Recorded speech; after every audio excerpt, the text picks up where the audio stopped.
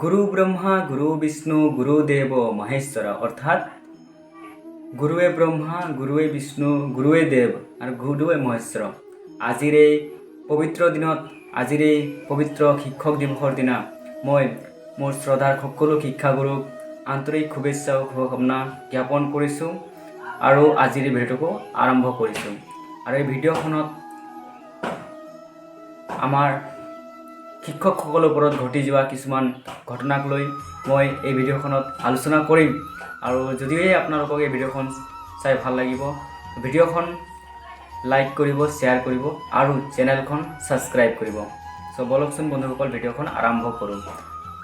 আমি সকলোৱে জানো শিক্ষক এডাল মমবাতিৰ দৰে, যিয়ে নিজে জ্বলি আনক পোহৰ দিয়ে। অৰ্থাৎ শিক্ষক এজনে যিমান দুখ কষ্টত নাথাকক কিয়, যিমান শিক্ষকজনৰ পৰিস্থিতি বেয়া নাথাকক কিয়, সেই শিক্ষকজনে নিজৰ ছাত্ৰজনক কেনেকৈ আগবঢ়াই ল'ব পাৰি সেইটোৰ ওপৰতে গুৰুত্ব দিয়ে। আৰু শিক্ষক এজনে নিজৰ যিমান দুখ থাকে সেই দুখবোৰ ছাইডত থৈ পেলাই ছাত্ৰজনক বা ছাত্ৰীজনক কেনেকৈ আগবঢ়াই লৈ যাব পাৰোঁ সেইটোৰ ওপৰতে গুৰুত্ব দিয়ে।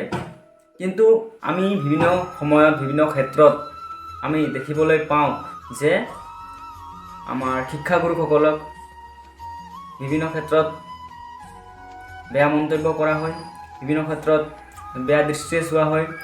আৰু এনে ঘটনা আমাৰ যোৱা কিছুদিন আগত বিশ্বনাথতো হৈ গৈছে যে শিক্ষয়িত্ৰীসকল তেওঁলোকে স্কুলত স্বাস্থ্য বিভাগৰ তৰফৰ পৰা কিছুমান ঔষধ দিয়া হৈছিল আৰু সেই ঔষধ স্বাস্থ্য বিভাগৰ মানুহসকলে দিলে। কিন্তু এই ঔষধ খোৱাৰ পিছত কিছুমান ছাত্ৰ ছাত্ৰীৰ অলপ শাৰীৰিক অসুস্থতা হোৱাৰ কাৰণে গাঁৱৰ ৰাইজে সকলোৱে আহি শিক্ষয়িত্ৰীসকলক প্ৰহাৰ কৰিব ল'লে, তেওঁলোকৰ বেগ ছিঙিলে, এনেধৰণৰ কিবা কিবি হৈছে। আৰু শিক্ষয়িত্ৰীসকলে তেওঁলোকে কৈছে যে এইটো ক্ষেত্ৰত আমাৰ কোনো ভুল নাছিল বুলি, আমি নিউকে জইনিং হৈছোঁ। আৰু যি পুৰণা শিক্ষয়িত্ৰীসকলেও কৈছে যে আমাৰ এই ভুল নাছিলে বুলি, সকলো ভুল শিক্ষা বিভাগ স্বাস্থ্য বিভাগৰ আছিল বুলি। কিন্তু তেওঁলোকৰ ওপৰত এনেধৰণে অত্যাচাৰ বা প্ৰহাৰ কৰা হৈছিল। আৰু এনেধৰণে মন্তব্য আমি যদি চাব যাওঁ, আৰু যোৱা কিছুদিন আগত অলপ যদি আমি আগবাঢ়ি যাওঁ, অলপ পিছুৱাই যাওঁ, তেনেহ'লে আমি নিউজত এইটো এবাৰ আৰু এটা বিতৰ্কৰ এটা সৃষ্টি হৈছিলে, য'ত নেকি এখন স্কুলত খুব গৰম দিয়াৰ কাৰণে যেতিয়া মেখেলা চাদৰৰ নিপিন্ধি মানে চুৰিদাৰ বা এনেকুৱা ধৰণৰ পিন্ধি অহাৰ বাবে মানে ছাত্ৰ ছাত্ৰীসকলে শিক্ষয়িত্ৰীৰ ওপৰত বেয়াকৈ মন্তব্য কৰিছিল। তো এনেধৰণে মই ভাবোঁ শিক্ষয়িত্ৰী বা শিক্ষকৰ ওপৰত বেয়া মন্তব্য কৰিব নালাগে বুলি। হয়, কিছুমান ক্ষেত্ৰত শিক্ষকসকলে ভুল কৰে, কিন্তু আমি সকলো ক্ষেত্ৰতে শিক্ষকৰে ভুল বুলি মানি ল'ব নালাগে।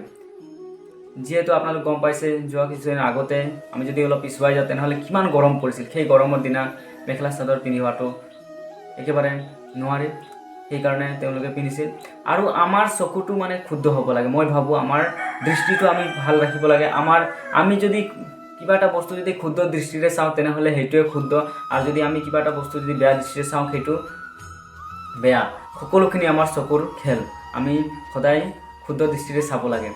আজিৰ এই শিক্ষক দিৱসৰ দিনা মই মোৰ সকলো শ্ৰদ্ধাৰ শিক্ষাগুৰুক শুভেচ্ছা জনাইছোঁ। তেওঁলোকে য'তে নাথাকক কিয় তেওঁলোকক মোৰ এই ভিডিঅ'ৰ মাধ্যমত তেওঁলোকক প্ৰণাম জনাইছোঁ, কিয়নো তেওঁলোকৰ আশীৰ্বাদত, তেওঁলোকৰ মৰম, তেওঁলোকৰ আশীৰ্বাদতে আজি মই ইমানটো দূৰ আগবাঢ়িব পাৰিছোঁ।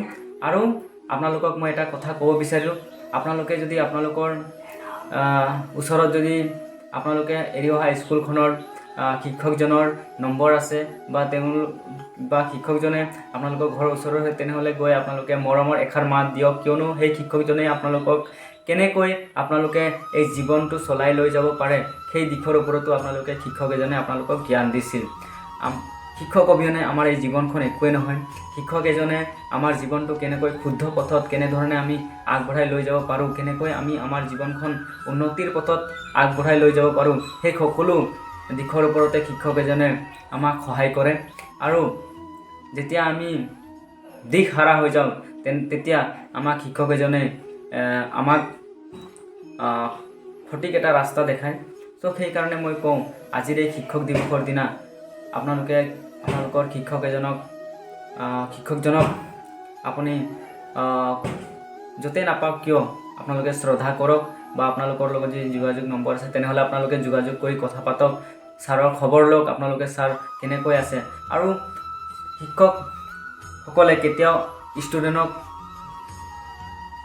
বেলেগ দৃষ্টিৰে নাচায়। আপোনালোকে গৰীব ঘৰৰে হওক, আপোনালোকে ধনী ঘৰৰে হওক বা যেনেকুৱা পৰিস্থিতিৰ পৰা আপোনালোকে নাহক কিয়, শিক্ষক এজনে আপোনাক সকলো সময়ত সমান দৃষ্টিৰে চায় আৰু সমজ্ঞান প্ৰদান কৰে। সেইকাৰণে আমি কওঁ শিক্ষক মানৱৰূপী ভগৱান।